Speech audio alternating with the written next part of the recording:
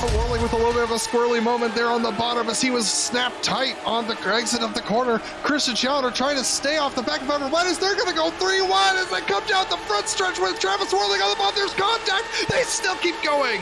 Whirling all the way to the bottom, but he doesn't have the speed. He's pinched too far to the inside. Challenger on the high side. He's going to be able to get the nose ahead. We are going green to the finish. Abramitis has the inside, but can he get it off the corner? He is much faster coming through there. Is there damage on Challenger? Abramitis is ahead, but it's going to be a race to the line. Who is going to get it? Abramitis takes the win by 7 thousandths of a second.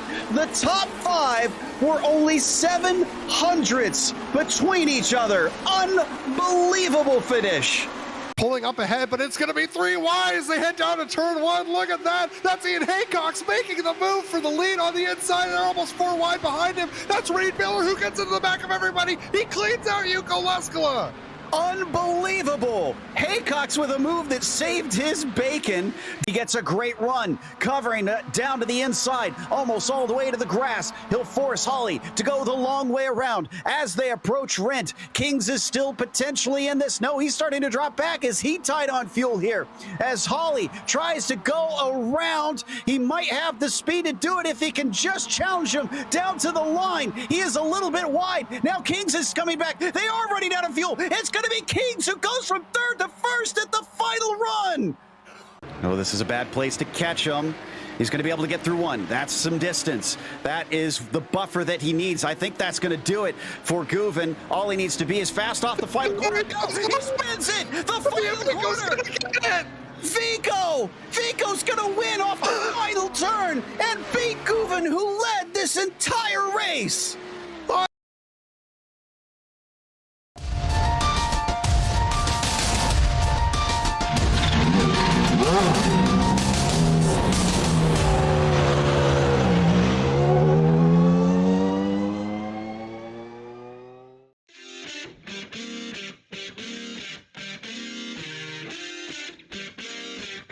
It's a drastic shift in circuits going from round 2 to round 3. Barber will have very little in common with Spa, and today is far more likely to see draft battles and fuel strategy decide the day over outright speed. It's a tiny little open-wheeler on a track meant for big open-wheelers as we get ready to watch round 3 of the Absolute Beginners League, and you'll see it all live here on the Global SimRacing Channel. Hi, I'm Joe Peak, and with me in the booth is Ossian Puhaka. Behind the scenes is our director, Ryan Bauer, and he's using cameras provided by Dougie Beard. One of the world's most famous road courses, there's few race fans that haven't heard of this place. However, just in case, let's head to our track guide for the uninitiated.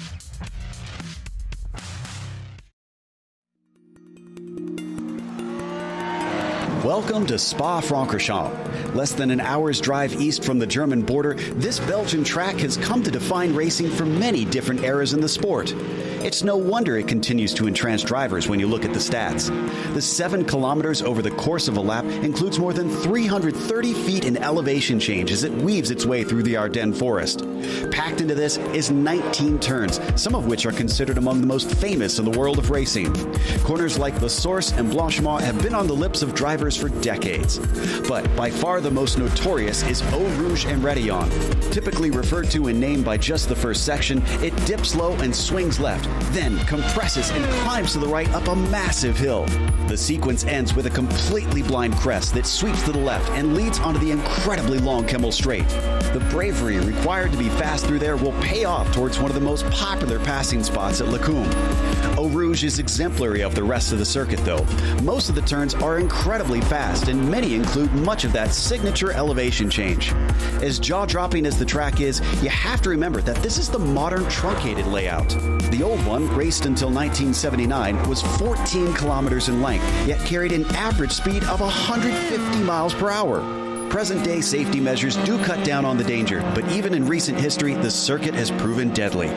It's clear why this track continues to be revered and respected by racers the world round.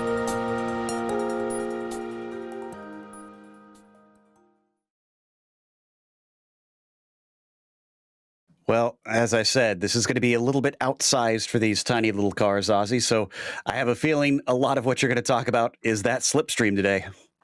Yeah, it's gonna be like leaving your car window open on a freeway, and it's gonna be a lot of draft. So these guys will have a strategy event here today, coming from La Source to a Rouge and Rodion.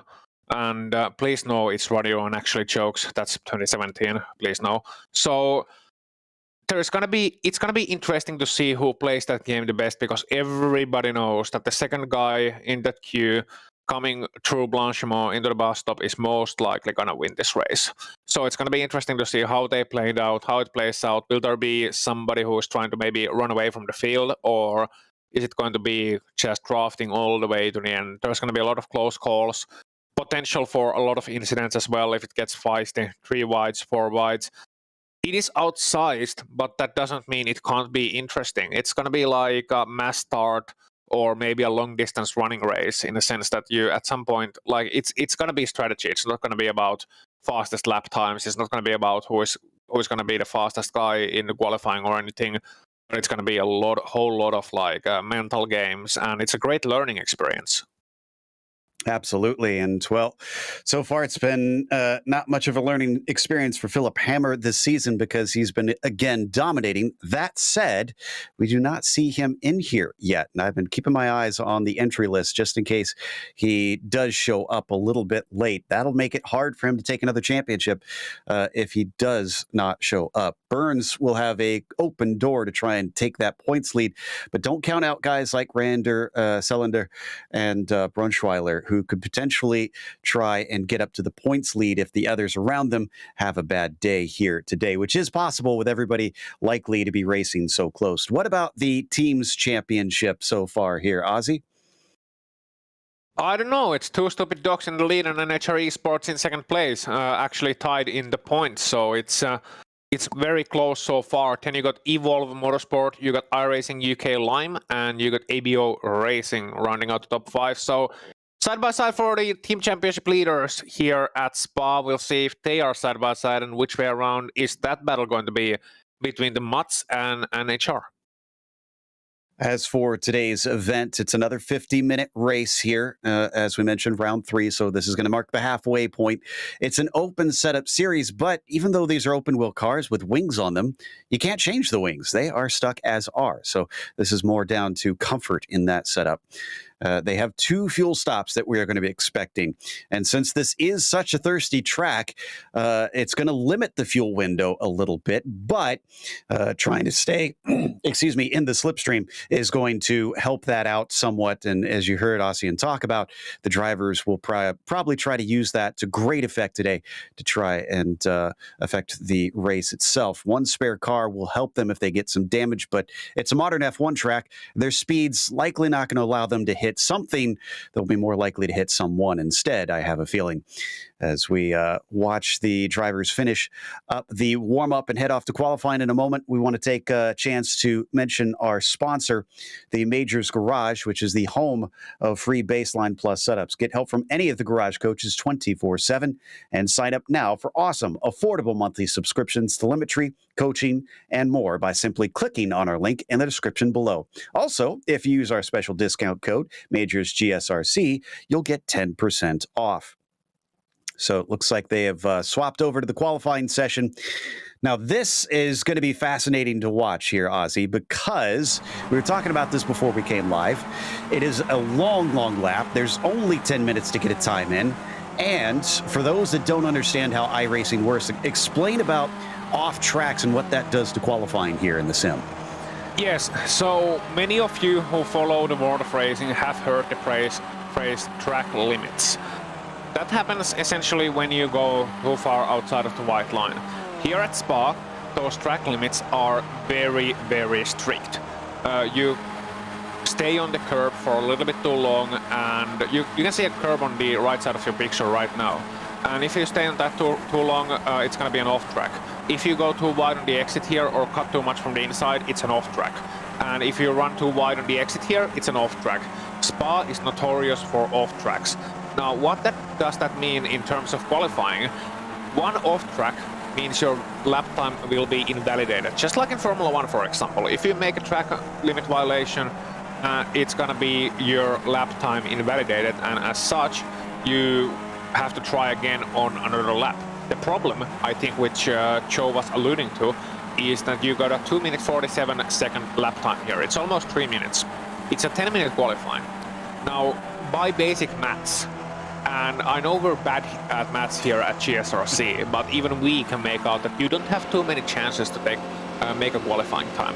That, and because it's an open qualifying, meaning everybody's on the track at the same time, we see Ryan Walker here, Mr. Scottish Ranger, not Texas Ranger, on his bedroom, and he's not gonna have draft here, it looks like. So draft is gonna be also very important. You have to play the lap zone that you have to draft without having to battle too many people, without ending up in an overtaking or a racing situation. So, in short, it's gonna be a short qualifying, but that doesn't mean it lacks interest, as Burns is in a great position here. Yeah, he's going to get a nice run, and I think he's one potentially try and take the pole, but so is, of all faces, Philip Hammer comes in late once again, and he is here and out on track in time to get the full qualifying in. And this won't be a lap for most of these guys. In fact, I don't think anybody started behind the start-finish line, which wouldn't be a representative lap anyways if they had, as they're going to come across the timing right now and start their flyers. This is where it will start to count, but they also don't want to trip over each other. They want this slipstream, Ozzy, but they've got to time it right so that they don't get slowed up. Yeah, it's going to be a lot of give and take. I wash your back, you wash my back. Running very wide in the first corner was Andre Salander, and he is being hunted up by David Burns. This is going to be interesting in a race too, because you don't want to catch up to the slipstream here, not yet. You want to get a clean run through a rouge, through Radion, and then get the slipstream at the long Camel Straight, which I sometimes call Camel Straight, and that's a invalidated lap time for both Selander and Burns. I think they both went pretty wide off the track, so Randall is going to have a great double draft opportunity here to potentially get himself a nice lap time. He's going to get around, no, he's actually going to get let go by Burns, who doesn't see a reason to battle there. Gonna enjoy the draft all the way to Lacombe by Selander, maybe having to lift off a little bit early, but still a great benefit. I wonder if Selander is gonna let him through before the next corner, or if it's gonna be after the Pujon complex. We'll see as they exit out of Malmedy and come down towards Rivage. They got that nice trio there together. At least it's not too many of them that they're not going to trip over a whole bunch of drivers. They do have Titus de Jong, who probably going to get a really good pull back there in the number 90 as well. He's that green car you see flash in the background. And Josh Brain and Johan Vandervelde are the next ones back also that are working in a pair. Probably the way to do it, I would think, is pair up instead of get multiple cars together. We'll see which one is able to do so. Is a little bit wide there off the corner from Andre in the 140. And Randall might have to check up a little bit as now they get into some of the not as quick turns. Not slow, I would say, but definitely not as quick. Yeah, medium speed corners. Between slow and fast, there's this phrase called medium, and I think that's what we're going to describe those corners as. Yeah, I know. Learning something new every day. So you're one of today's lucky 10,000. So Randall gonna get the draft onto Blanchimont, and I think Randall's apexing so much better. Andre is running a little bit wide of the apex. I think he's gonna conserve the momentum, is what he's trying to do, but he's just missing the apex. That's never a good thing. And Randall not gonna get a move on here at Blanchimont. I think he's gonna just stick behind and let the draft do the job. But the problem is that he's been behind Andre so long that he hasn't really been able to catch him up in terms of lap time too much. It's still that couple of tenths it was at the start of the lap. I think we are going to see Jeff Randall take the provisional pole here, but it's not by too much, and it's not really maximizing the result. But watch out for David Burns his next lap, because he's going to have his first one invalidated, I think, but he might have a great chance here on his second fast one as we start to see the lap times rolling in. Selander didn't get a lap time, Randall 2:49.2, Burns didn't get a lap time, Titus de Jong 2:50.4.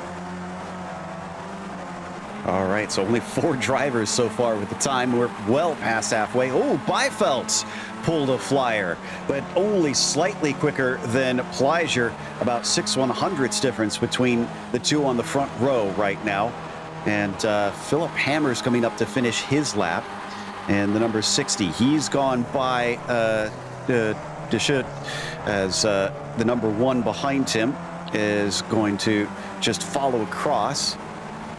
So we see them now cross the timing line. A 2:49.5 is not that great, actually, from the 60 car. He's only going to slot into 4th. That's a bit of a surprise. Yeah, we saw him running very sideways down at the Boston, so that's going to bleed a lot of time away from him. And other than that, he just didn't have to draft.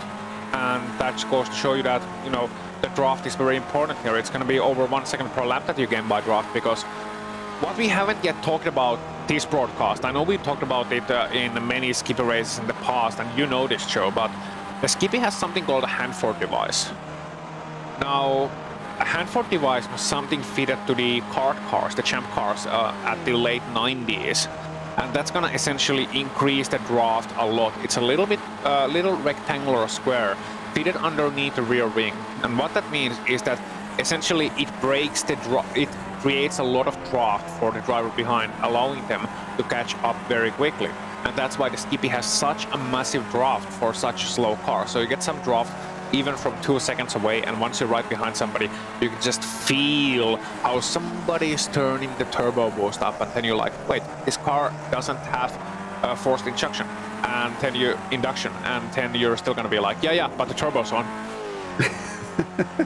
I can report poor Mark Figueres and Vladimir Stezkal were right with each other, and Mark spun in front of him, so both their laps got ruined that time, and have put in slow ones for this first time around. They will be able to complete their flying laps, so these drivers who get to the line here before the checkered flag will be able to cycle back around. But again, it's frighteningly few, only 3 at the most that you're going to be able to get in today. And I see both Burns, Randall, and Cellender coming to the line now as the 125 has moved himself to the front of the group. I got to think he's used the draft well here at this one.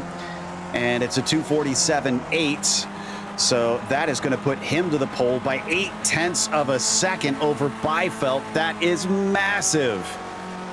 Yeah, that's what the draft does when utilized well. Watch out for David Burns. Well, he showed why. Pole position, I'm not sure if it's going to have too much of an importance here, but it's going to have a mental effect, especially if Philip Hammer doesn't improve his lap time, because beating Philip Hammer has been the goal for many of these guys as they start on their, what I believe is the last flying lap, unless the clock proves us wrong and gonna change once again. So here is Hammer coming up to the bus stop chicane, taking the apex nicely. I've been watching him throughout this lap. He's been a little bit sideways, but he's been in the right kind of sideways. Can he beat that time? No, he's not. 2:48.0. It's not a bad time at all. That's without draft, mind you. That's without any help whatsoever. Wow. And he's within 0.2 of David Burns with that. I wonder, as the tires start to come up to temperature, is that going to help him find yet more pace and be able to beat him without any help? We're still looking for roughly 5 cars to set a time. Ollie Pimley, excuse me, is the latest in the number 17 to put one down and get himself up into 8th as we continue to ride on board at the end of the Kemmel Straight and following Klaas Lodin through. This is Dorsers in the 96. He is one of those that still needs to set a clean time. This is his last opportunity to do so as we get the checkered flag. Yep, so he's gonna have T-slap and T-slap only, taking a nice apex at Rivage. Corner very, very nicely indeed. Now who is that riding right ahead of him? That would be Klaas Lodin, as you mentioned earlier. So he's gonna get the slipstream all the way to home corner, but he's gonna have to make the overtake at some point because he can't just stick behind somebody for too long. And here he has the chance because Lodin ran very wide indeed, and so did Dorsers, and that's both their lap times I think invalidated because that's an off track. Yeah, I think that's going to be the end of their qualifying. Stezkal there in the 6 is going to try and finally set a lap, as this is only his second time lap. He's very wide. I don't know if that one's going to count, unfortunately.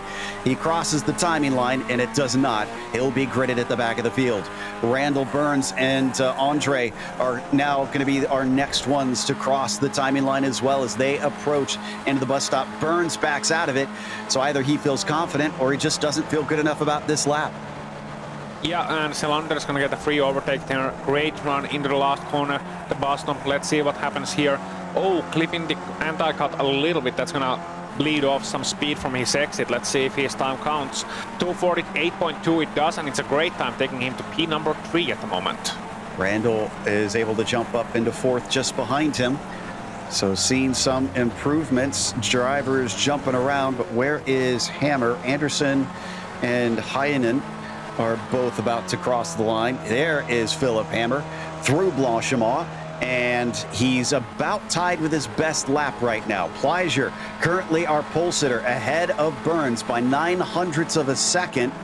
And that means about a quarter of a second that Phil has got to make up. Does he have it underneath him? Yeah, cutting the undercut a little bit, taking chances with the off-track line on the last corner. Let's see if this one is going to count. Yes, it does. 2:47.9. That's not going to be enough, but that's still an improvement. And a sub 2:48 without any draft goes to show just how fast Mr. Philip Hammer is. He's absolutely rocketing that skippy. Ryan Walker coming across the line and taking top 10 as well. Stays in 3rd, does Philip Hammer, and Walker finds himself in 9th due to that lap. And Heinen in the 23 is going to be our last one. But is he going to be able to get to the line here? Yes, he will. I think he is on his, well, no, I thought he was. No, he is not. He is done with his qualifying. Pardon me. That is it for our qualifiers then. That is going to put Pleasure on the pole here today, and David Burns starting to his outside, but Philip Hammer is amongst them, and he is usually a master here with these strategy races. Selander is going to be in 4th with Jeff Randall in 5th position, followed by Josh Brain in the 6th spot. You've got Marcus Beifeld in P7 with JF10 Duchette in the 8th position. Then it's Ryan Walker in 9th and Johan Vanderbilt rounding out your top 10. You got Olli Pimli in 11th place. Alongside him will be JT Koppinen. Kai Upstad starting 13th, Titus Deng 14th. You got Nico Heinen in 15th and Nicholas Anderson in 16th place. Klaas Loden in 17th. Mark Figueras 18th. And without a time it will be Vladimir Stejskal, Johan Dorsers, Dan Bowes, and those are the guys who are gonna be starting without a proper qualifying time all the way from the back, hoping for no first corner, first lap incidents. But Joe, I think this is a time to catch our breath because it's gonna get very wild indeed. It's not super hot, but I think things are gonna be heating up nonetheless. Yeah, and I'm trying to figure out which direction the wind is blowing. It's not a huge bit of wind, but southwest. Yeah, well, I can see that, but then in relation to the track. It's, yes, because a headwind on any of those long straights will make the draft even more powerful. So something that the drivers certainly need to watch out for. It is a standing start in this series, and down into the La Source hairpin, we know what the standing starts tend to do, Ozzy. Yeah, it's gonna bunch up the pack real nice, and that in turn means that we will have a lot of side-by-side battles in lap number 1. It's gonna be starting from the Grand Prix straight as well. This is not the historic / endurance layout. It's gonna be starting from the main straight, so that means there's gonna be a lot of opportunities to gain positions in lap number 1, but there's also gonna be a lot of opportunities to lose your race in lap number 1. And how did the old saying go again? You can't win the race in the first corner, but something in the first corner. But you can make yourself look pretty impressive. Oh, that too. That's actually, I want to look pretty. No, but yeah, it's, I'm sure about impressive, I don't look pretty. But yeah, you can lose it there, definitely. Absolutely, and we just about have everybody out on the circuit now. So a southwest wind looks like that is, is it coming from the southwest or heading to the southwest? I should not be a weatherman. No. A green screen behind you and just, telling it's gonna rain. How hard can it be? Well, ask Adam Young. He's our commentator that actually does that for a living. But we just need Mark Figueras out on the track, which he has popped his car on the grid. That means the lights will now come up as the engines start to rev here in round 3 for the Absolute Beginners League. and the green flag is out as they slowly pick up speed coming into La Source. Hairpin here. Pleasure does not cover off completely. He drifts off to the left-hand side, but still holds that inside line. David Burns able to get through there clean, some 3 wide behind them, but otherwise we are good. We are good. Everybody clean through the turn number 1, so that's a great start, but that's when the troubles are going to begin, because already in the back of the pack you can see they're 3 wide heading into a Rouge. So I dread to imagine what that's going to be coming out of the corner. They can get themselves nice and in order, and we can then enjoy watching the leaders who are already fanning out the 2 wides. David Burns taking the lead away from Pleister, then it's Hammer, and then it's going to be Selander and Rundle and everybody else. Ooh, Hammer's making it 3 wide, and he wants to lead away from them all the way immediately. He's going to have it as they break into Lacombe, as all the drivers try to single file out, as not to get into trouble through here. A little bit of side by side between Byveld and Vanderbilt. No, it's Vanderbilt and De Schut as they come into Rivage now, and someone poking their nose down to the inside, but then deciding against it. And it looks like everybody understands the game here. They want to keep up with that lead pack. Especially when it's led by Philip Hammer, so it's going to be the one with the pace who is leading the pack at the moment. That's going to mean it's not going to stay so close bunched up maybe, because they know that they can't let that number 60 run away with it. But he's just absolutely wheeling it through the Pujon corner. You can see him opposite lock all the way through. David Burns gonna stick behind. Very easy looking Pleasure, losing some time, as is Randall. So it's gonna be paramount for those guys to actually make up the time and not get caught up in a battle together. That's what we haven't mentioned yet. Yes, it's gonna be a lead pack and it's gonna be a draft fest, but you can't lose time when you're battling together. You have to stay in queue, you have to stay in line. So it's a balancing act between your inner desires as a racing driver to make an overtake, to pass the guy in front of him, to prove that you are the best, or just hold it back nice and steady. Think about the long term. It's not easy.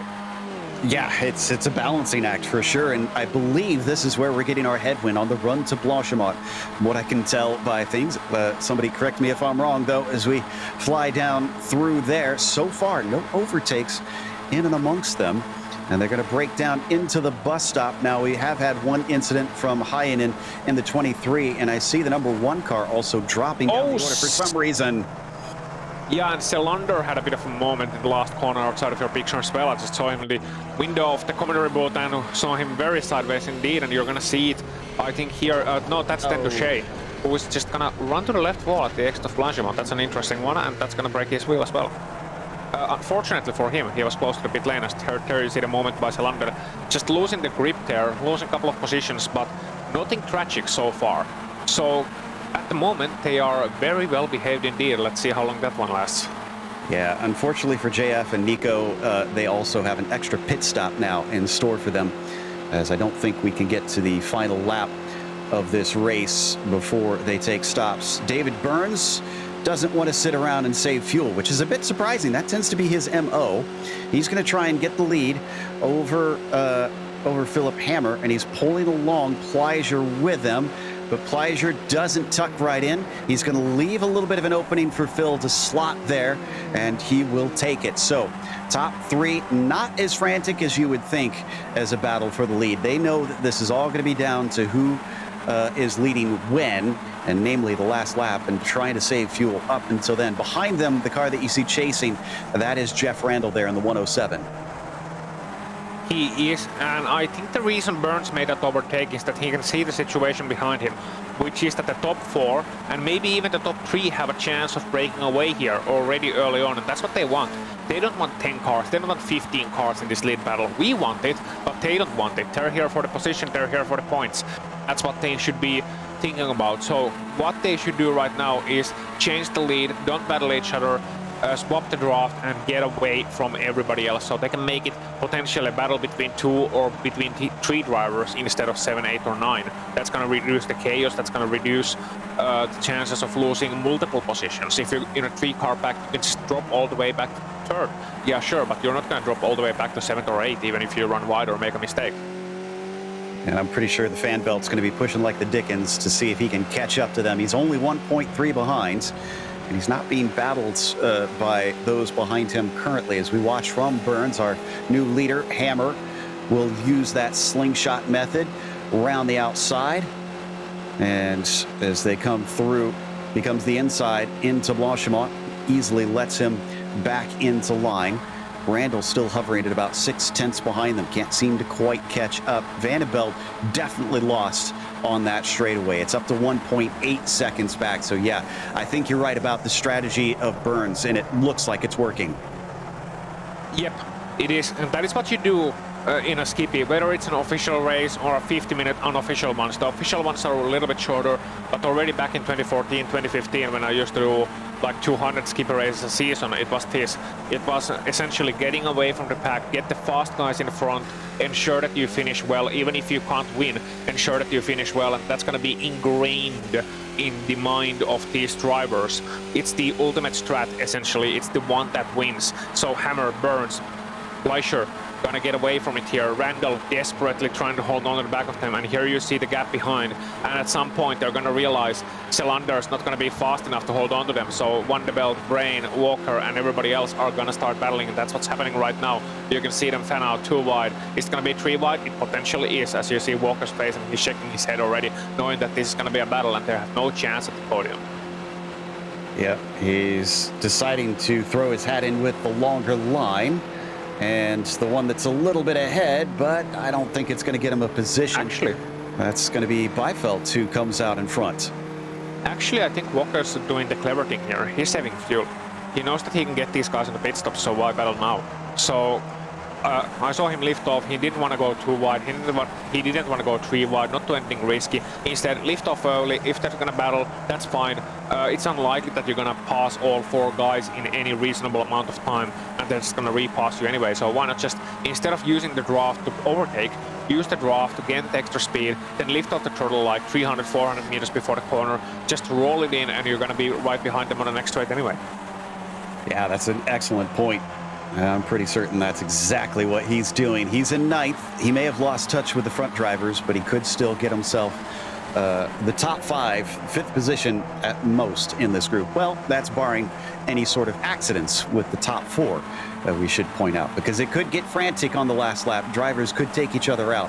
You just never know. And we see them here on screen. Burns is back up the lead. Hammer's in 2nd. Fleischer in 3rd. And finally, Jeff Randall is now a part of this. Yes, he is, and he is at the popcorn position right now. We mentioned that before, last driver in the queue. He can just see and copy what the leaders are doing. He doesn't have the outright pace maybe, but what he has is a great position to watch as Philip Hammer takes the lead round the outside, turns into Blanchimont a little bit wide, having to get it a little bit sideways to make it turn in, but does a magnificent job of that. Burns and Fleischer and Randall just following through and biding their time right now. So get away from the back behind. Let's see what the gap is at the line. It's 3 seconds behind them at the moment, but let's see the accurate time from the line and see just how well they are doing, because Beifeld right now looks to be having more pace than Salander behind them, judging by the times, and he in fact is looking to maybe break away. So these guys are not home free yet, even if they have broken the toe for the moment. Randall with the fastest lap time. Philip Hammer in the lead of this queue, 2:48.5. Behind them, Marcus Beifeld, 2:48.8. So Beifeld does have a great pace, and he is 4 seconds behind the lead, 3.3 behind the pack. Now, for those wondering about those pit windows, though, and when we'll see those come into effect, most tracks will see a little more than 20 minutes worth of fuel on the cars. So it could be 20 minutes here. It could be a little less. It depends on who's been saving. They're just on throttle for so long. Look at this. We're going to go 3 wide for the lead. And Fleischer says it's my turn as he splits the middle and takes the spot away from Burns. Hammer, will he try and hold on to P2? Nope, he's going to give it up. He doesn't feel like fighting quite yet. So at about 30 minutes in, expect most of the drivers to effect the first of the stops. Yep, and that's gonna be curious to see just who has the shortest pit stop, because you can make up a lot of time in the pit stop, and making up a second on a track like this is not very easy. Making up a second in the pit stop is quite easy. So it's a lot of free time, and it's a thing that a lot of people discredit with racing in general, in that how hard is it to be a second a lap faster, or even like making up a second during 10 laps versus your closest competitor. It's not easy. 2 seconds even more difficult, 3 seconds even more so. But in pit stops you usually see variances around that range. So you can lose a lot of time there, you can gain a lot of time there, and getting that right is very important. It's a difference between are you stuck in a draft train or are you home free, especially with these leaders. If somebody manages to get their fuel strategy just right, starts saving early on, is diligent about it, is concentrating on it and not trying to make up positions when there is no point to do so, then yeah, they may have a great chance of actually, you know, snatching the lead in the pit stop and never looking back. Because often what happens with these cars, as you've seen in this race show, is that once guys are like over 2 seconds behind, 2.5 seconds behind, they're not worried about catching you anymore. They start to battle among themselves, knowing that the guy ahead of them is long gone. You don't get the draft and you may not have the pace to catch back up, so you essentially get a freebie. Indeed, and you can see just how easily the lead can go away for Jeff Randall. He got fed out to the outside and had to go back to third, while David Burns is now your leader. Now, I'm taking a bit of an American think on this, though, Ozzy, and I have to wonder, is this a case of two heads are better than one? Do they want to try and pit with a partner to have more speed, to use that slingshot? Or is it better to try and jump away from them, like you said? Well, that's the thing. I think they are all of the leaders are clever enough to pit at the last possible moment, because that is the fastest strategy on paper. It's the shortest pit stop, is the fastest strat. There is no point carrying extra fuel, so you want to get those light fuel laps towards the end of your stint. And it is such a long lap that I don't think they will have a chance to pit alone either, because it's almost a 3-minute lap. It's 7 kilometers around this track, or 4.8 miles for the metrically challenged. And meanwhile, we see Jeff Randall gunning it up the middle from 4th place to 2nd. Is he gonna take the lead here? I think he is, because that's Philip Hammer on his outside, and Philip Hammer knows better than to just challenge too much. So Jeff Randall showing that what you can do with the draft from 4th to 1st, and imagine that on the last lap. And that is valuable information. I am almost certain that Burns is taking mental notes right there, and figuring if I can time it right, I can do just that. But that's not going to be the end of it down the Kimmel Straight. We got to remember, they have the run down through Blanchemont up to the bus stop to finish things off. So you have to ask yourself, do I feel confident enough on the back half of the course? Should I defend from there? Can I do that if I try it? As we watch from on board on our leader is Philip Hammer, or excuse me, no, this is Johan Vanderbilt here. This is second in the second line. Beifeld is the one in front of him. Still at about 3.5 seconds back. They've caught a little bit up to that front group. It was up as high as 4 before. And that might be a little bit disconcerting if you're the top 4 right now. Yeah, it can be, because they were running 3 wide and they were side by side through Lecombe, losing a time there. Beifeld, on the other hand, seems to be the fastest of this bunch, so he should let Veld or Selander, whoever happens to be behind him, lead him through maybe one of these straights. Like here is a great place to let Vanderbilt past through Blanchemont, because he's only gonna lead through the main, essentially bus stop, the main straight, and then the run down to Rouge. And as you come to the Kimmel Straight, you can take the lead once again and take the lead as the fast driver through the really important parts of this race course. So it's great thinking from these guys, and you could see Vanderbilt not fighting it at all, instead letting actually Beifeld not fighting it at all, letting Vanderbilt through into the bus stop, and that's what you're gonna see, because they still see the leaders ahead of them, and they still know that they have a chance. Did somebody just pit? Yes, David Burns. Oh, so he's not taking that advice. He is going to pit this time, and is going to do it without everybody else. Maybe he does. Very early. Yeah, maybe he thinks he can be quicker than everybody. That's the only reason I could think he'd want to pit opposite of that whole crew. But I don't know. I feel like it's Hammer's the one that probably has the pace. Yeah, and David Burns missed his pit stall as well, so he had to reverse a little bit, and losing a time there. He's just underneath our commentary booth window, still waiting patiently and getting back away with it. A slow start, as it tends to be with skippies, and David Burns is in free air. I wonder if it's about strategy or if it's about wanting to avoid any and all potential chaos. Because maybe he took advice. You can see 3 wide for the lead here once again. Maybe he took advice from the last lap, saw that, okay, Randall is racy. He doesn't know enough about Fleischer, trust that he isn't racy. And Hammer is just stirring the mix, so maybe he's betting on the card that these guys are gonna have a clash, and if they are, he doesn't want to be any part of it. Well, they're definitely fighting side by side continuously now through Malmedy and down into Ravage. Somebody's going to have to give way. They're just going to bleed time, not just to Fleischer, but also to Vandenbeld back there. And it looks like Randall wants to keep up, but he has to get back in behind him, and he almost makes contact and slides the car. Yeah, Randall's the hothead here in the group. Everybody else just wants to chill for another 34 minutes. That's what you get often with... I don't know if it's the case with Randall. He has a blue stripe, so I suppose not. But sometimes when you get drivers in a draft track that are not used to running at the front, and then they get a chance to run at the front, they are a little bit too racy, and they see that, oh, I can challenge these guys. Why not challenge these guys? Why not make it entertaining? Why not make it a race? And everybody else is just shaking their head, face palming if they can through the visor, maybe through the back of their heads, going like, just calm down. We just want to get away, let's settle this later. And then there's this one guy with running like a dog behind a piece of meat or a squirrel. You feed your ducks meat? Yes. I don't have a duck, but yes. Okay.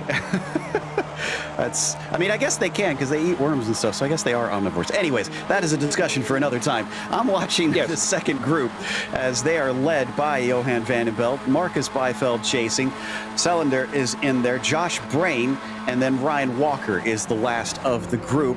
And Philip Hammer is on the attack, and all 3 of them pit in, so it looks like either they're... Yes, this is a two-stop series. Yes. No, I was being sarcastic, sorry. Oh. No, but it's curious to see what Burns was thinking there earlier on. Now, I wonder if those guys lost too much time here on the battle with each other. Then again, Burns missed his pit stall, we have to remember that. And there is one guy, Titus de Jong, who is actually continuing on, as is Selander, Brain, Young, and Koppinen. So... Gonna be curious. They're gonna come in next time by, and we'll see the time differences there as Fleischer is out of the pit straight. So is Hammer, so is Randall, and there comes Burns. Right back into the pack. Oof.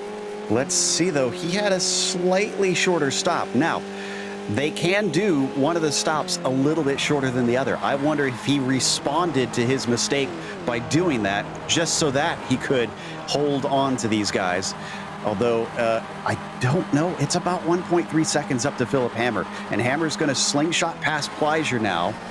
That's a big if. I don't know if he could actually catch up to them. Yeah, Randall's going to get now his chance to pass Burns, and that's what he does. Burns is going to step in line. And yeah, it's Hammer now in the lead of this pack. And that's going to spell the trouble for Jeff Randall and for David Burns, because they would rather it's Fleischer.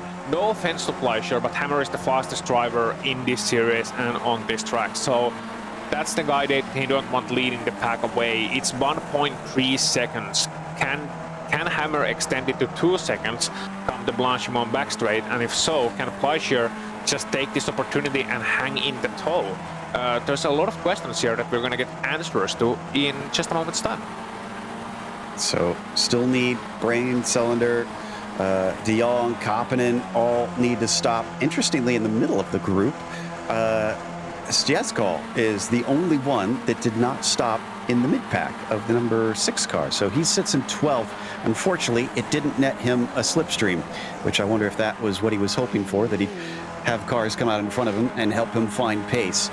So we watch the battle for what will be the lead, we believe, after pit stops are done.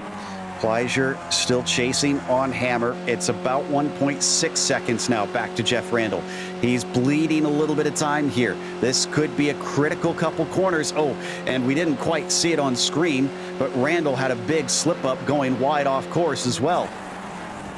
Yep, and that's all gonna mean that Burns is essentially having to overtake him there. We're gonna see a replay of it there momentarily. We were watching the leaders as here you can see it again, coming to that right-hander. It's very important, and he just stepped away a little bit too early.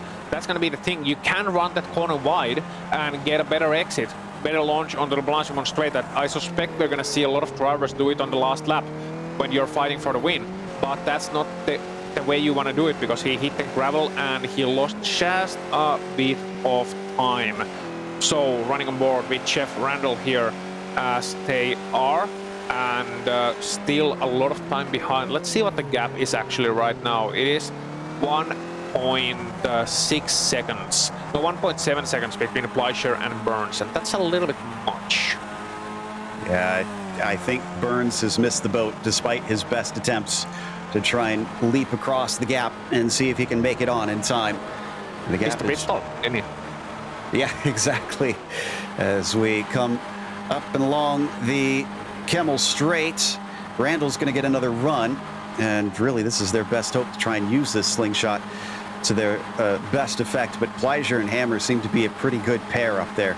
They're running decent times. Vanderbilt is going to be in a duel with Beifeld behind them. So they separated from the group as well, as Andre and Ryan are the next ones back. So they've all kind of paired off from here, and we went from larger 4- and 5-car groups to everybody do-si-doing. Yeah, so it's pairs, it's duos, it's trios, and that's what you expect here on a track like this. You eventually, especially during the pit stops, you get these gaps, you get drivers falling back, and you get these interesting duos and trios battles. And some duos decide to battle, some decide to, you know, let's pair up momentarily. Let's make a momentary truce and just try and catch up. But for Randall, that just doesn't seem to be working out. And credit to Fleischer, he is doing an excellent job of just staying behind Hammer. I don't know if he's actually if he actually has the pace to even try and go for an overtake, but he's doing reasonably well in these corners, and on a straight line he's staying nice and patient. He knows that this is the best place to be, and they can settle it on the last lap. And that's just all a win-win for Fleischer, who is doing a great job in the second place.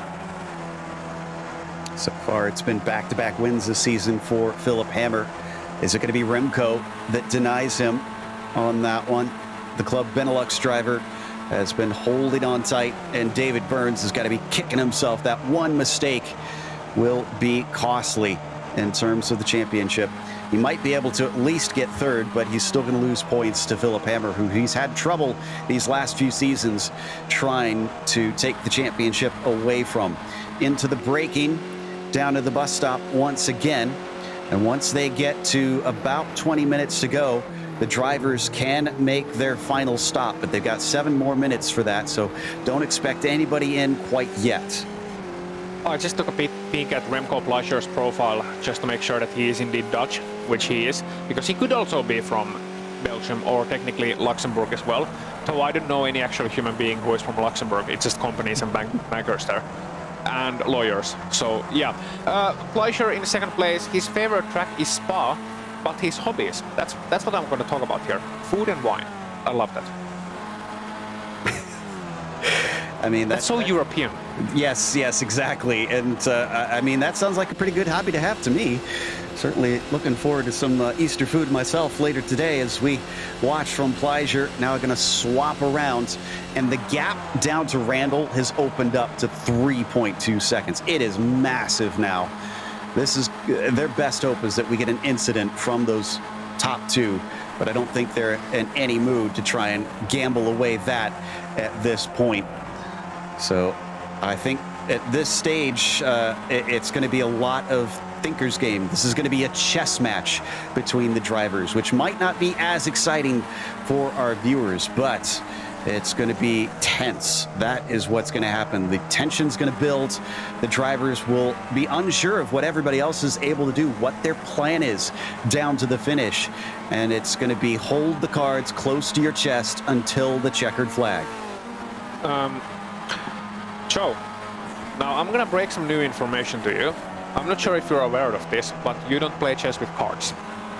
Really now? That's what yes. That's why I'm not very good at chess. That's exactly. what I was doing wrong. It's like Okay. you have the pieces all laid out, and you're like, "Ha! I have a flush." And then the guy just walks away, and you think, "I'm undefeatable. They don't even want to play a second game against me." No, it's so. It's gonna turn chess boxing on the last lap, I think, but it's chess so far, and interesting to see that Remco Fleischer is not now gonna be allowed to lead a lap, and he's not that much slower than Hammer either. It's gonna be interesting to see the lap times. Well, as they come out of the second Stavolo, I know they've renamed it at this point. I can never remember what it is at this stage, but they head towards Blanchimont, and it's still hovering at about 3 seconds, but that 3 seconds is actually a canyon between them at this point as they come down into the bus stop. And will we see them swap around? Looks like that's a no. I think Philip Hammer just want to wait until they get into the Kemmel Straight once again. As for the drivers who have made good inroads with this style of racing, I see that our hardest charger is Data Bose in 15th, up 5 spots in that 21. Started from 20th position, but that is without a qualifying down. It is Johan van der Belt, the highest driver to have qualified, tied for that 4 positions up from 10th to 6th. We've also got Titus de Jong in the 90. And it looks like Mark Figueres each up 4 positions. I think despite the lap time, because he was able to make the draft pass, Fleischer leading this duo is good news for Burns and Randall, because Burns only lost 1/10 of a second last time by, but here we see Hammer once again wanting that lead back. He knows that he's been watching the times fall on the second sector and on the difficult parts of the track. He wants to lead back, and Fleischer will oblige gladly. And behind them, Randall and Burns swapping places too, as are Van der Belt and Byfeld. Now, I've been wondering about Byfeld's pace, and I've been wondering if Van der Belt would let him free, what could he do so far? Not especially well, but they might have a chance at that Randall-Burns duo if those two start fighting. However, 5 seconds behind, very, very unlikely indeed. So our most interesting pack show is probably the 3-way between Selander, Walker and Brain. Yeah, those have been a little bit harder to figure out where exactly they want to place the car. Who wants to lead? Who wants to trail? Who's got the slipstream? But right now it's Andre in the 140 who is at the point, and he's got about 4 seconds, 3.5 I'd say, up to Marcus Byfeld. So even though the win might be somewhat spoken for at this stage, there's still positions that could be swapped around.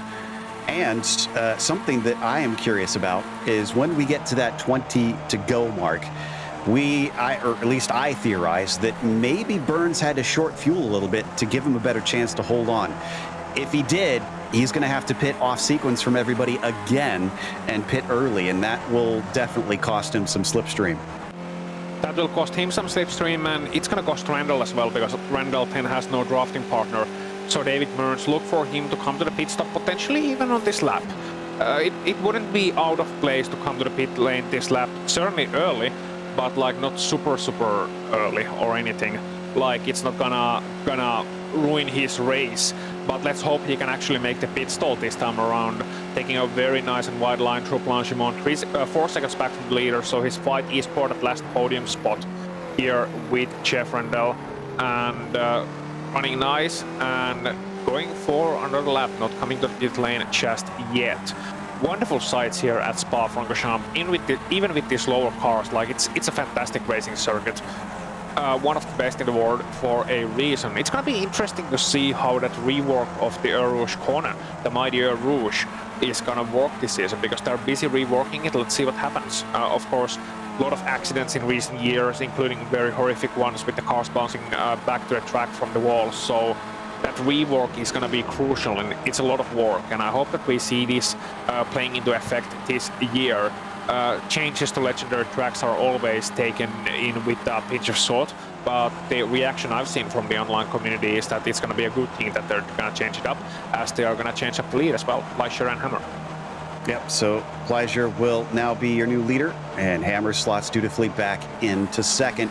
Burns leading Randall, and this next lap will be decisive potentially for David Burns, giving us information on where he sits on fuel. And I'm in agreement, frankly, when it comes to racetracks. Yes, I want them to be challenging, and yes, I want drivers to really be punished for mistakes, but I don't want that punishment to be life and limb, unfortunately. So I'm glad to see that they've responded and have tried to safen up Eau Rouge for the drivers while still keeping it because about as scary as it is without risking your life. Meanwhile, Johan van der Belt back here in the 6th position behind Marcus Bijveld is giving chase. Hard to miss these two as the Dutchman trying to see if he can keep the number 7 honest, racing from Scandinavia. Not sure which country he is coming from, though.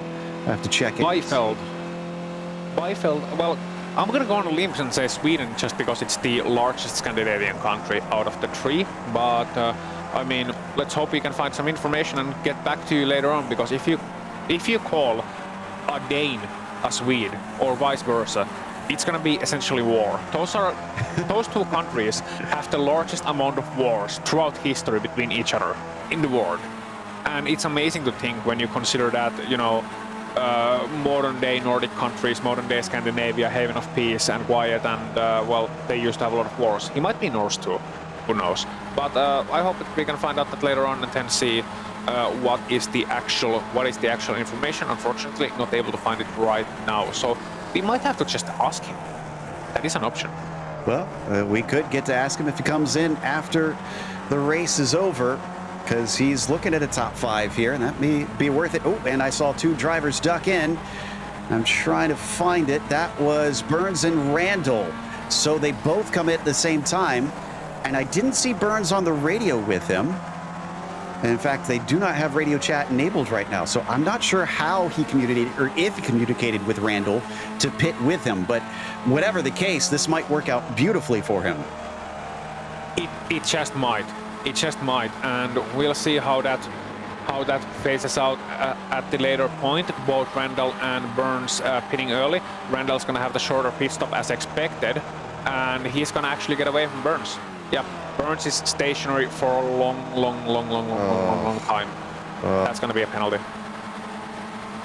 Yep, he has a black flag next to his name. He must have sped on his way into the pits, or they do have an incident limit here. 17x will get you a drive-through. I wonder if he just overstepped the bounds a few too many times. And, well, that is absolutely the podium out of the hands of David Burns. And he was speeding. Yeah. Multiple pit stop mistakes then for David Burns today. This is very un-Burns-like as we head to Koppinen, who is also in a 3-way battle himself, with De Jong now taking that top spot.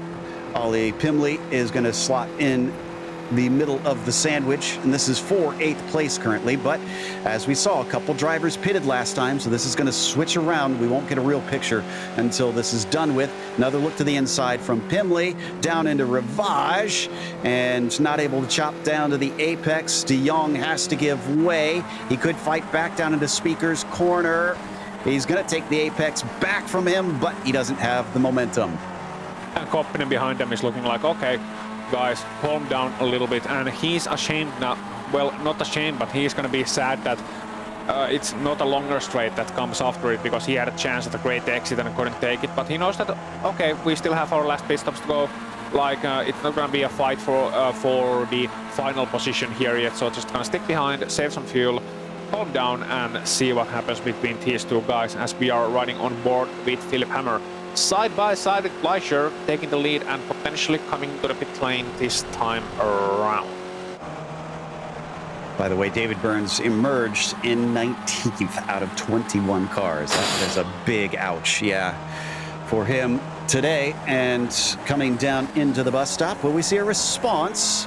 They could pit if they wanted to, and they will. So Hammer pits, Fleischer pits.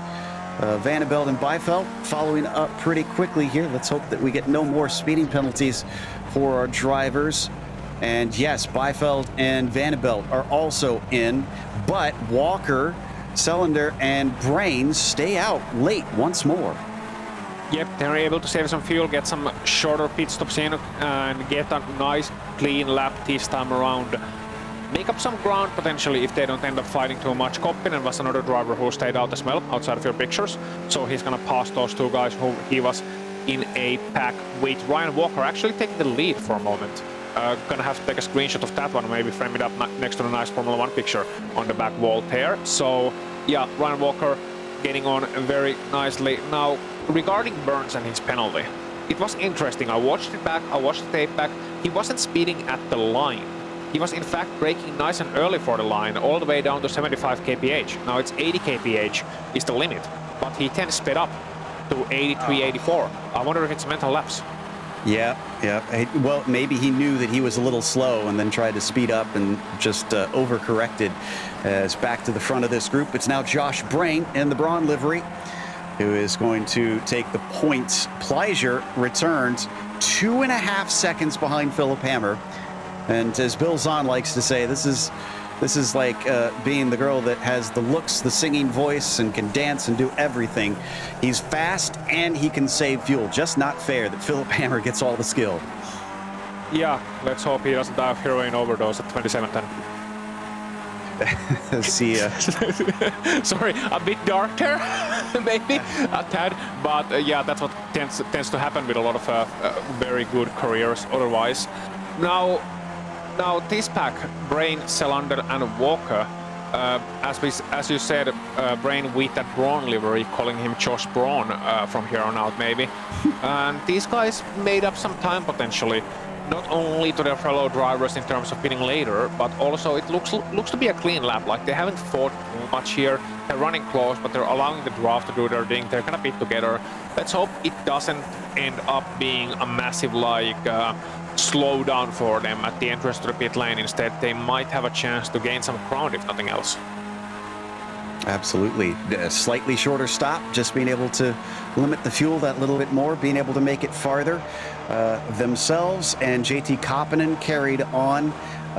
Vladimir Stezkal is still one that needs to stop as well amongst our drivers, but otherwise everybody else has been in pit lane for the final one. And here we go. They're heading up to that pit entry. Brain almost looked like he wanted to defend for a brief moment. Andre's not going to attack though, and all three of them, like ducklings, into the pit lane. This will give the lead back to Philip Hammer now. Yeah, let's hope they don't end up like ducklings down the storm drain when all's said and done. No, it's a clean entry, and it's Brain, Selander and Walker all pitting in unison, even leaving nice bit of room for each other. Brain making every single pit crew run away in 4. And here we go, Selander able to stop nicely. Brain with a very good timing on his stop as well, as is Walker. No mistakes made there. Hang on, was that? Yeah, I think Walker was just being conservative coming to the pit lane, so we get away once again. Selander is the first driver to get away from that pack as we watch Philip Hammer. And then they are gonna join in with Marcus Byfeld. So that's gonna be curious. Byfeld, Selander, Walker's back and Brain's back, so it was actually Andre Selander, the Swedish driver, who was able to make the most out of that pit stop sequence. I don't know about that. Johan Vanderbilt is way ahead of them by 2.7 seconds. There he is right there. So he jumped Byfeld by quite a bit, and it was a long stop for Brain. Than the 946, 18.7 seconds longer than anybody else in their second stops, barring Burns. And something I should mention at this point, probably, Koppinen still hasn't pitted. You can see him on the pictures there. JT Koppinen still has actually not made a pit stop, so he is really on an economy run there. I was wondering if he's done it super early, but nope, he still hasn't made his second stop, so he's gonna have to do it right now. And let's hope that he is able to actually make it back to the pit lane, as we are on board with Marcus Byfeld, who had the pace to match Van der Belt, but he didn't have the fuel strat, and now he's stuck in a bit of battle between Selander and himself. Walker and Brain, look how far back they are. 4 and 6 seconds respectively. Actually 7. Wow. Such a massive difference. We thought this would be a fuel strategy race, and it was, but the pace of some drivers here today has just been unbelievable. The distance that they've been able to pull between themselves and others. Kind of impressed that Koppinen has managed to make it here to lap 14. And I wonder if he's just been kind of sitting at the back of a bunch of these packs this whole time. And on screen right now, we're watching Andre still leading Byfeld for that 6th position. Should become 5th here soon. Once Koppinen takes his stop, the Finn, the only one to be able to make it this long. And actually, he's swapping with Jeff Randall now out there. So he's going to have to use up just a little bit extra fuel on the final run to the pit lane. Yeah, he is. So those guys coming to the pit lane soon. We are watching meanwhile Selander and Byfeld. Selander here ahead of them back. Let's see if Byfeld can find a way through. Nope, Selander closing up the inside nice and tight, and then taking the line to the apex of the bus stop here. Missing it a little bit. Byfeld having a better run through there, and gonna have the chance open up at Rouge as Koppinen takes it to the pit lane. And he is gonna make his final stop, gonna see where he is gonna swap out then in relation to others. I think he was in that somewhere around the 12th place or so before the pit stops. But yeah, Joe, very curious about one of the things we talked about before the race. Do you think Fleischer will still make the draft pass on the last lap? I think he's going to try. I think he's going to do his darndest to get up to the back of Philip Hammer. But last lap was a 2:47.9, and Fleischer ran a 2:48.5. So he's going to have to try harder if he wants to do that. That said, what did Randall do? Randall was slower than Fleischer, so that's at least some relief for the 117 that maybe Randall won't catch up to him by the end of this race. Now, how about Koppinen? He is back out. Well, good call. 12th place. There you go. Yep, and he is in the pack with Pimley and Ten Duché. And Ten Duché is in the middle of this one. New driver in this series, I think. Looking good so far. Was very far back earlier on, but now has made his way up to 12th after starting from 8th. So Pimley, and then it's Koppinen, and then it's Ten Duché for this fight. And the fight is for the final position in top 10, almost at least. Well, it is for the final position in top 10, I think. Yeah. And Titus de Jong actually not too far ahead of them, so they have a chance, if working together, to catch Titus de Jong and make it potentially a 4-way fight. Another thing I've been keeping an eye on and getting a confirmation this time by, if we can, regarding the lap times, Johan van den Belt is just reaching and trying to catch on to the back of Jeff Randall. He was second faster last time by, was Van der Belt, 248.4 versus a 249.4, and that's a very high for Jeff Randall as well. It's a 499. So this time around, if he's able to make similar inroads, we got 7.5 minutes left. You get some draft from 2 seconds away. We still may get a battle for 3rd place.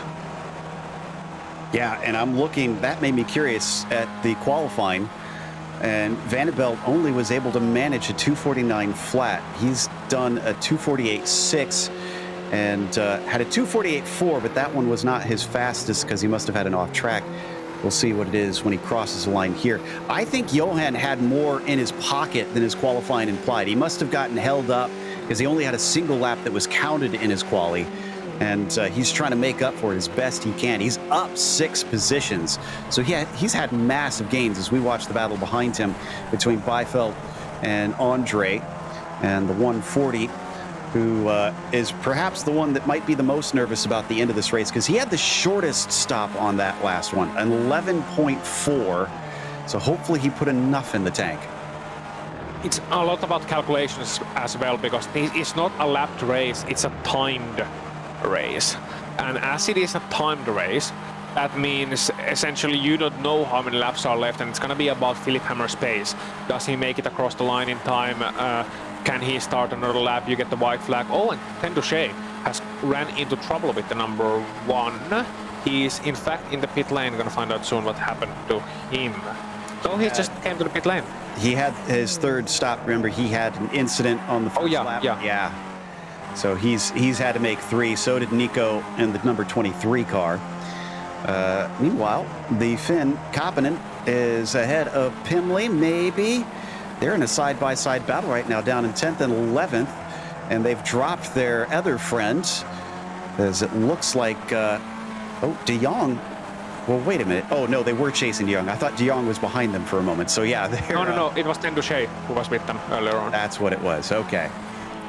Yeah. So, that was a little bit... That was not optimal for those guys. Oli Pimli back ahead of Koppinen.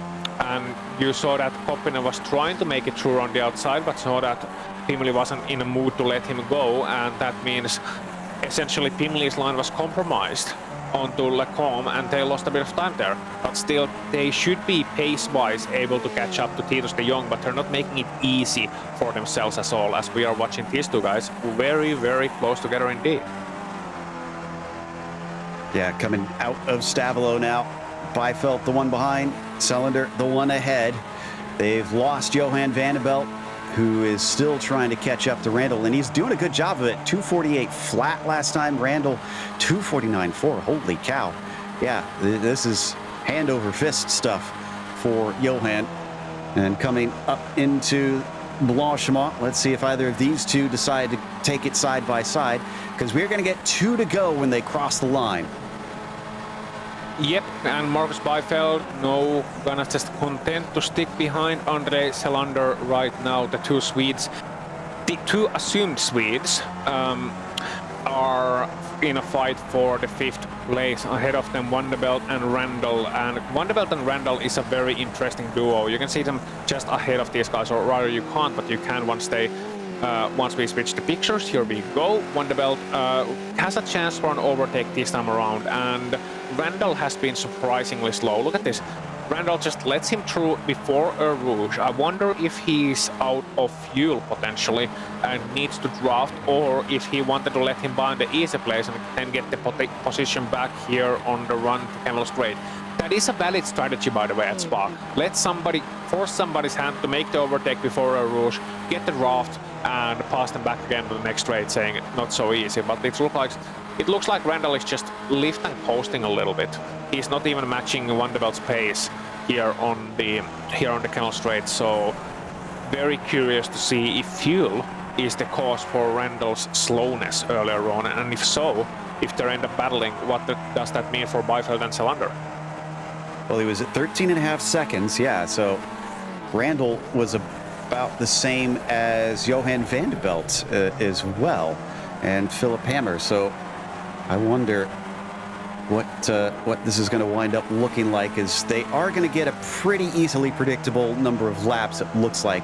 Sometimes they get so close come the end, but we have managed to sneak under now the 247, 248 mark, which is when it would be tight, and it'll be easily white flag.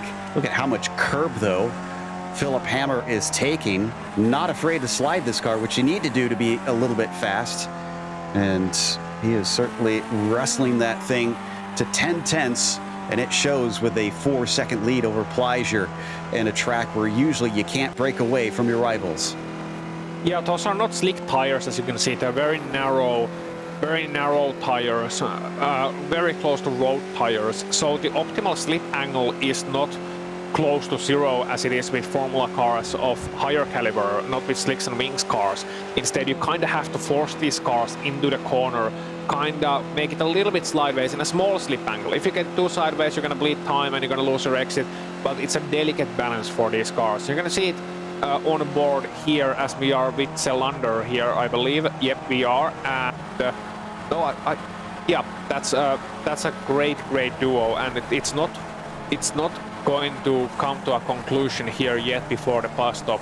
Instead, they are catching up to Jeff Randall hand over fist once again. So Randall does have to save a lot of fuel. Something's up with the number 107, and he is just losing a lot of time in this last stint. It's a shame because he was so aggressive and looking so racy early on.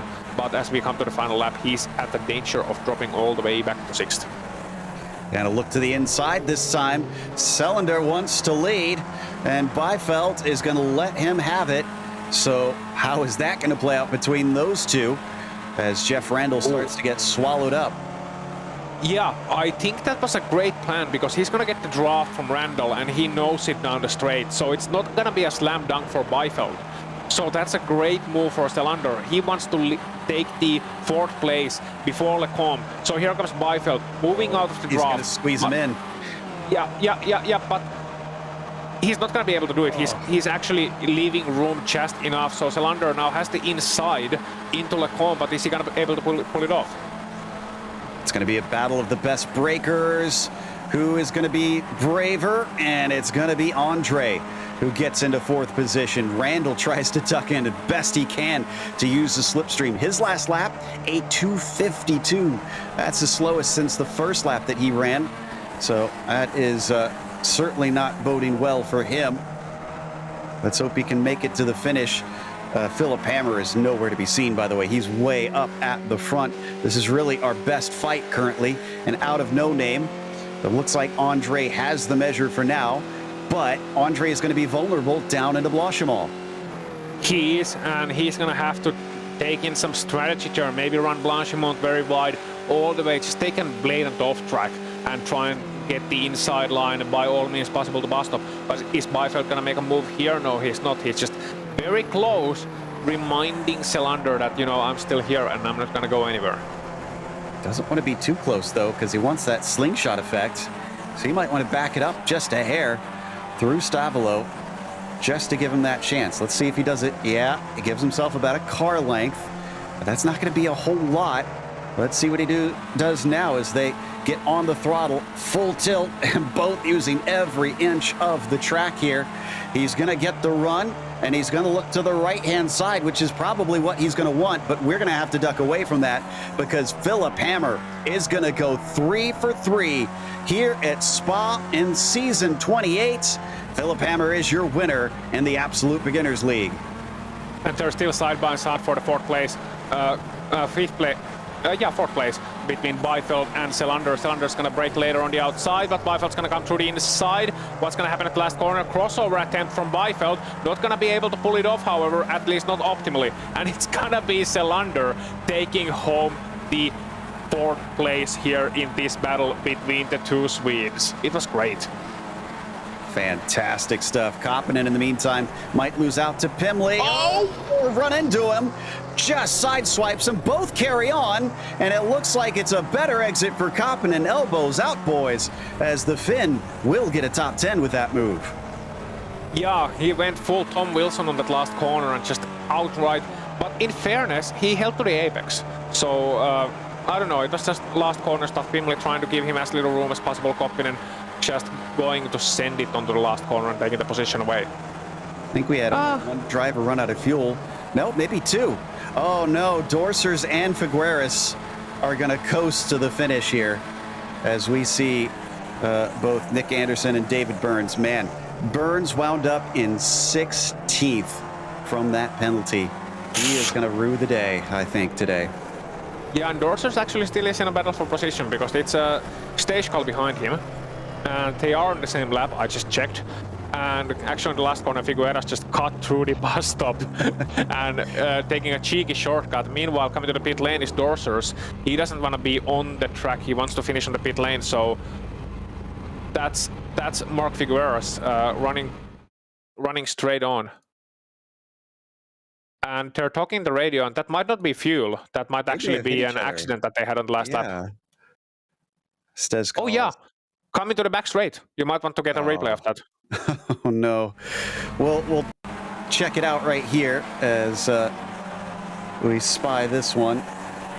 So, unfortunately, they must have cut it so close on fuel that this little hindrance caused them to run out. Oh, and all 3 of them get a piece of it going up and over. Wow. Well, that was excitement at the end, but it's going to take us to a quick break. We'll come back with the unofficial results as well as driver interviews, so stick around.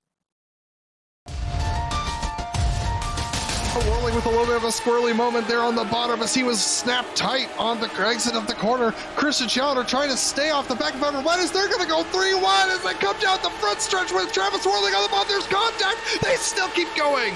whirling all the way to the bottom, but he doesn't have the speed. He's pinched too far to the inside. Challenger on the high side. He's going to be able to get the nose ahead. We are going green to the finish. Abramitis has the inside, but can he get it off the corner? He is much faster coming through there. Is there damage on Challenger? Abramitis is ahead, but it's going to be a race to the line. Who is going to get it? Abramitis takes the win by 7 thousandths of a second. The top 5 were only 700ths between each other. Unbelievable finish. Pulling up ahead, but it's going to be 3 wide as they head down to turn 1. Look at that. That's Ian Haycox making the move for the lead on the inside. They're almost 4 wide behind him. That's Reed Miller who gets into the back of everybody. He cleans out Yuko Leskala. Unbelievable! Haycox with a move that saved his bacon. He gets a great run, covering down to the inside, almost all the way to the grass. He'll force Holly to go the long way around. As they approach Rent, Kings is still potentially in this. No, he's starting to drop back as he tied on fuel here. As Holly tries to go around, he might have the speed to do it if he can just challenge him down to the line. He is a little bit wide. Now Kings is coming back. They are running out of fuel. It's going to be Kings who goes from 3rd to 1st at the final run. Oh, this is a bad place to catch him. He's going to be able to get through one. That's some distance. That is the buffer that he needs. I think that's going to do it for Guven. All he needs to be is fast off the final corner. He spins it. The final corner.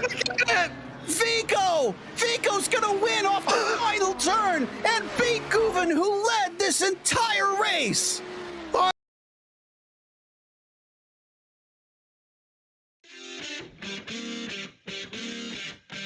Welcome back to Spa. Round 3 of the Absolute Beginners League saw Philip Hammer take another win. And it was emphatic at the end, but he certainly had to try and out-strategize his rivals. Eventually, he distanced himself from the final hangers-on, and he came out with the win. Pleasure was second behind him, and Johan Vanderbilt a pretty distant third, but everybody else's misfortune certainly helped him onto the podium today, as he didn't have the speed in qualifying and made up for it just on brain power. Andre in the 140 finished in 4th, exactly where he started. Beifeld was P5 and Jeff Randall was 6th. You've got Ryan Walker up to 7th, followed by Josh Brain going backwards a bit and finishing 8th. Titus de Jong was in 9th, and JT Koppinen got himself a little bit rough at the end and got 10th. Oli Pimley was on the receiving end of that roughing and ended up 11th, Kai Alpstad 12th, Ganabos 13th. JF Tendushay 14th after early mishaps, David Burns 15th after pit stop mishaps, Niklas Andersson, Klaus Lodén, Vladimir Steichkal, Mark Figueras and Nico Heinen gonna round out your field along with Johan Dorsers, who ended up 1 lap behind. So that was the race. Not quite the draft that we were expecting, certainly not the mayhem some people were predicting, but Joe, I still think that you're gonna have some drivers there to talk to next up. Yep, and it's going to be Remco Pleasure, our second place finisher here today, who tried his best to stay with Philip all the way to the end. Remco, it was a valiant attempt, but it seems like nobody's able to keep up with Philip. Were you a bit surprised that he was able to fuel as short as he did in that last bit? Yeah, quite. I did mess up my pit entry a bit, but I'm not sure how he can pit so fast. It was almost 2 seconds before me leaving the pit, I think. Things were interesting before that, though, because you guys had Burns in there, and also the likes of Randall also fighting you. So, were any of you trying to communicate or in communication with each other to try and calm down and get to the finish, or was it every man for himself? No, we're not communicating. Just standard racing, I think. Trying to survive the first 2 stints and then see what the third stint would bring. But yeah, unfortunately, I couldn't keep up with Philip. He's as always way too fast. Well, the next race, I believe excuse me, I don't have my notes with me. I need to check on what that next race is, but this is at least going to get you a handy second place in the points mid-season. So ultimately, what's your goal points-wise? Well, I missed the first 2 races, so I don't think I have a chance for a championship podium. I think so. Just here for the race and have fun. Well, best of luck then to you, and I guess full focus on trying to beat Philip in those last 2 rounds. Yes, okay, we will do. All right, that was Remco Pleasure in second, and the fan belt is also with us, talking to Ozzy about how he managed to go from 10th to 3rd. Johan, the qualifying wasn't so great. What happened there? It was horrible qualifying. No, my internet said I'm going to fail like 2 minutes before qualifying started. So when everything got back to working again, I was 5 minutes late to qualifying. So I had a lap less than everyone else.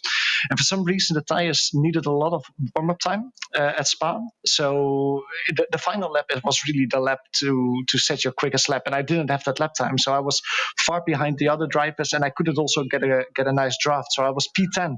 And that was a shame because in the race, I felt like I had quite a bit of speed, especially in the infield section. I could catch up to people like David and Jeff when I was driving alone, just on the straights. Like they were just pulling each other along at the draft, and that prevented me from catching up to the top train.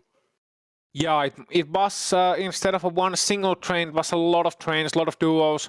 Not quite the mayhem we were expecting at Spa, and certainly not the free-for-all, but we were able to make up a lot of grounds.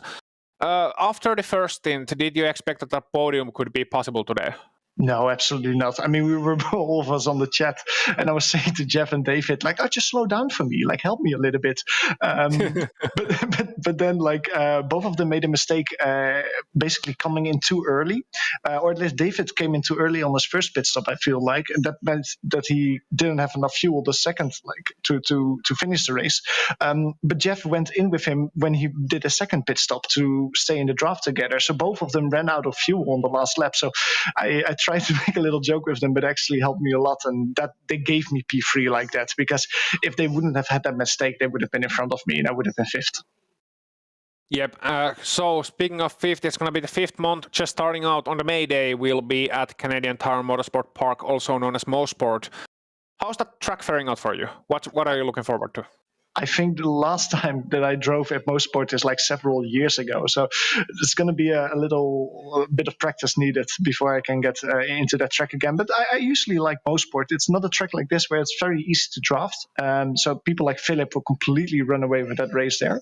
So it means that qualifying will be even more important, like track position, because if you have the same internet troubles like I had today and you start P10, you will never be able to make up that ground. So qualifying will be very important then. And yeah, let's hope that I can get another podium then. Yeah, so call to your ISP and send a horse's head to the customer service. I think that will fix it. Thank you for the interview, Johan van der Velde. Exactly. Good idea, Jan. Thank you. Bye. That's going to wrap us up with, once again, a big thank you to our sponsor before we head out. The Majors Garage, home of free Baseline Plus setups. Get help from any of the garage coaches 24/7. Sign up now for awesome, affordable monthly subscriptions, telemetry, coaching, and more by simply clicking on the link in the description below. And make sure and use our special discount code MajorsGSRC to get 10% off. Thanks to the Absolute Beginners League for bringing us back for another season of coverage, and thanks to the companies that provide the software and hardware for our broadcast listed here on your screen. Also, want to thank June Milan, who provides our music, and make sure and check out more of her work at her Bandcamp. And thanks to the team today, Ozzy, Ryan, and Dougie. You can find more info about GSRC at globalsimracingchannel.com through our social media. Make sure and check out our merchandise store at gsrc.storenvy.com, and there's a link in the description below for that one too. Don't forget to subscribe to our YouTube channel so you don't miss a moment, because as was mentioned, it'll be MoSport for the next round, Sunday, May 1st at 2 p.m. Eastern. We have upcoming races for other series listed on the screen, so check those out, mark them down on your calendar. But until next time, race clean, race hard. We'll see you on the track.